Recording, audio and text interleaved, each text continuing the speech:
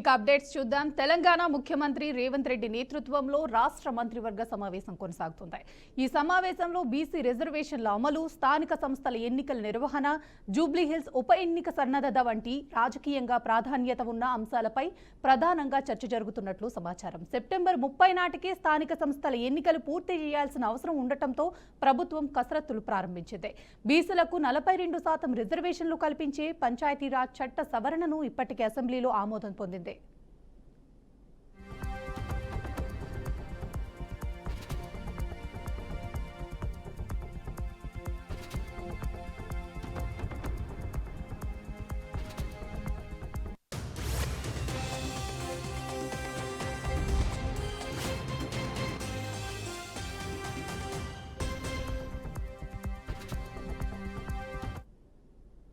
వర్షాకాలం ప్రారంభమైన నేపథ్యంలో భేటీలో వర్షాలు, వరదలు, విపత్తులను ఎదుర్కొనే విధానంపై చర్చ జరుగుతుంది. ముఖ్యంగా వరద ముంపు ప్రాంతాల్లో తగిన అప్రమత్తత, సహాయక చర్యల ప్రణాళికలు, విపత్తు నిర్వహణ యాక్షన్ ప్లాన్పై మంత్రులు చర్చిస్తున్నట్లు తెలుస్తుంది. వర్షాకాలంలో వ్యవస్థలు పనిచేయాల్సిన అవసరం ఉండటంతో సంబంధిత శాఖలకు స్పష్టమైన మార్గదర్శకాలు జారీ చేసే అవకాశం ఉంది.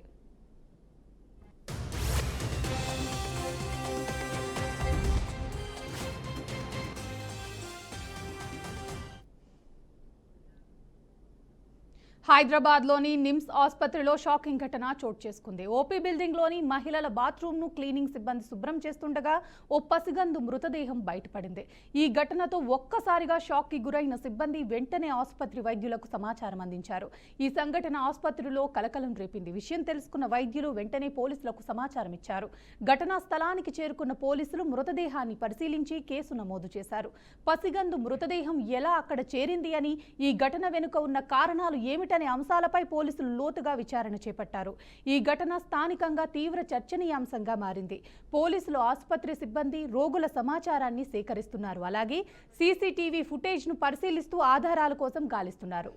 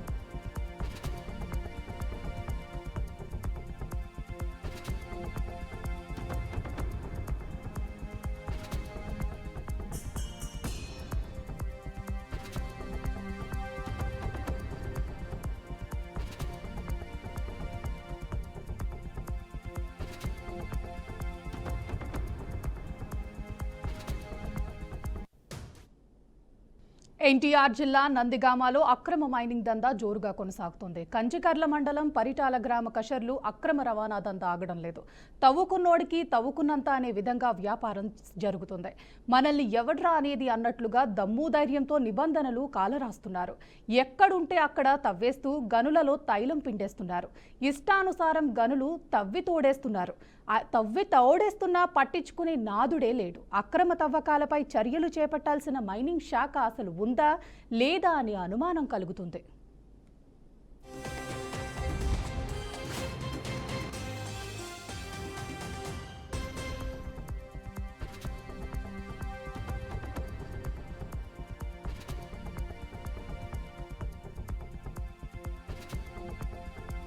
అధికారులు చూసి చూడనట్లు వ్యవహరిస్తుండటంతో క్రషర్లు యజమానులు అక్రమంగా కోట్లాది రూపాయల ప్రకృతి సంపదను కొల్లగొడుతున్నారు. వేబిల్లులు లేకుండా అధికారుల ముందు నుంచి లారీలు వెళ్తున్న అధికారులు చూస్తూ ఊరుకుంటున్నారు. అధిక లోడ్తో లారీలను తరలిస్తాం, ఆపే అధికారం ఆర్డీఓ అధికారులకు ఉందా అంటూ సవాల్ విసురుతున్నారు క్రషర్ యజమానులు. మోడ్రన్ క్రషర్ మరియు క్రషర్ల యూనియన్ ప్రెసిడెంట్ ఆగడాలకు అంతా ఆశ్చర్యపోతున్నారు. వాగులు, వంకలు, కాలువలు పూడ్చి క్రషర్ల నుంచి అక్రమంగా తరలిస్తున్న ఆపేవారే లేరు. క్రషర్ల నుంచి కంకర అక్రమ రవాణాను స్థానికులు ఎవరైనా అడ్డుకుంటే సదరు క్వారీల క్రషర్ల యజమానులు అధికారాన్ని వినియోగించి దౌర్జన్యానికి పాల్పడుతున్నారు.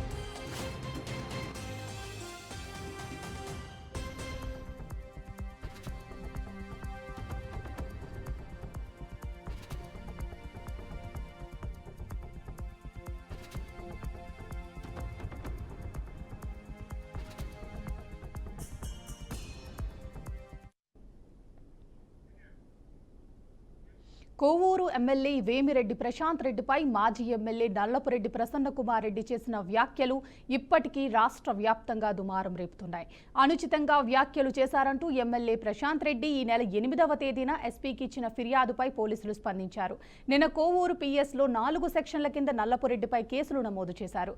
అరెస్ట్కు రంగం సిద్ధం చేస్తున్నట్లుగా తెలిసింది. ఇదిలా ఉంటే ఇంటిపై దాడికి సంబంధించి నల్లపురెడ్డి ఇచ్చిన ఫిర్యాదుపై ఇప్పటికీ ఎఫ్ఐఆర్ నమోదు కాకపోవడం పలు అనుమానాలకు తావునిస్తుంది.